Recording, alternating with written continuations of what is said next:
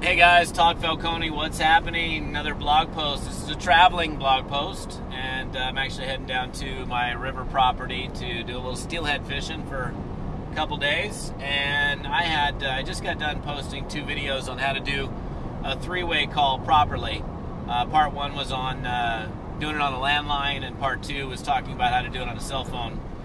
And I had somebody ask, well, can you do a blog post on what you would actually do as the upline if you were the person being brought into the 3-way call? So I thought, hey, no time like the present. I got my passenger in the car with me, and I told him to flip on the camera and let's roll. So typically what's going to happen, let's say, and I'll just act in the sponsor category. If you were on the phone with a prospect and you were to bring your prospect to me on a 3-way call and do the introduction like I taught in those previous videos, where you edify the sponsor, in other words, you build some credibility up and you make them appear to be successful. Don't lie, tell the truth.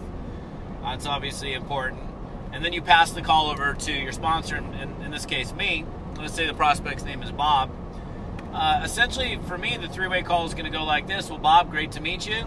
You know, Jesse's been telling me some good stuff about you, and you know, I will have a little bit of information about the prospect. Jesse says you're a mortgage broker, and I understand that you're pretty good at that, and that this is your first time looking at a business venture. Is that correct? And I'm going to just basically kind of get myself so we're on the same page. And typically at this point, the person's already seen some information about the opportunity. So really, my next place to take the prospect is, well, Jesse, let me ask you this. Obviously, you've had a chance to watch our 20-minute corporate overview.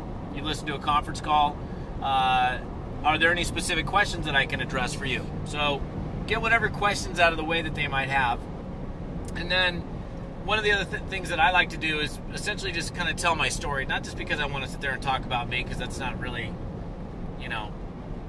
oh, let me brag about how good I am and oh, yeah. No, the purpose is to just share a success story and give an additional piece of validation to a new person. Going in a little traffic here, and it becomes more real for the person. It's like, hey, listen, let me tell you what's happened for me. I've been in the company for 4.5 years.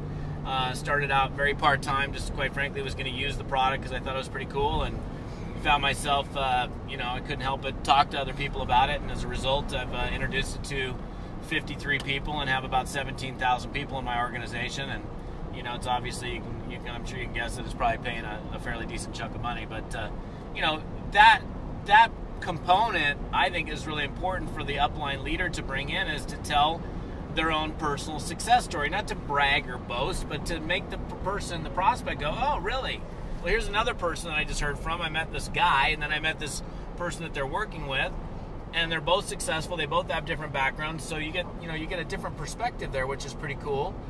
And really, then my objective is more to get back into the answering of questions. I mean, are there any other questions that I can address for you? No, not really. Now, this is the next segue. So once the questions are done, and he really doesn't have any more questions, I'm going to say, well, Jesse, let me share with you how we get started. There's 3 ways to get started with our company, or 2 ways to get started with our company, whatever it is with your company. There's the basic way. And the basic way is like, this is for somebody who's just kind of testing the waters, not really sure if they want to do this, and this is really kind of for a part-timer. I mean, I'm assuming based on our conversation, you're pretty serious about making money here. This is probably not an option that you're going to even want to consider. Then there's a second option. The second option is X amount of dollars. You get this stuff. I mean, you're lining up the 2 or 3 different options, and most network marketing companies have different options when it comes to sponsoring and enrolling, and generally the highest option, whatever that is going to have additional benefits to it. Maybe they're paid more in the compensation plan. Maybe they get a bunch of sales aids, or they're qualified for something else. But I can tell you this, and I'll end with this. Typically and historically, as long as I've been involved in network marketing, I've always sold the highest package more than anything else. You might have to ask yourself, well, why is it this guy Falcone, in his 21 years of doing network marketing, is always selling the highest package available? I'll let you kind of figure that out and ponder it, but there's a reason to it. You have different options when signing somebody up. Typically, that bigger option is going to be setting that person up more. Well, it's more likely to set them up. Set them up for success, because there's just other things that come along with those larger packages. So that's how I do a three-way call. That's from the sponsor standpoint.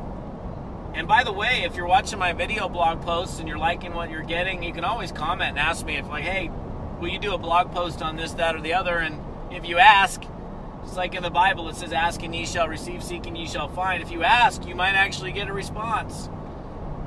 Think about that. So I'll see you on another blog post very soon. I'm going to go fishing. We'll see you. Bye.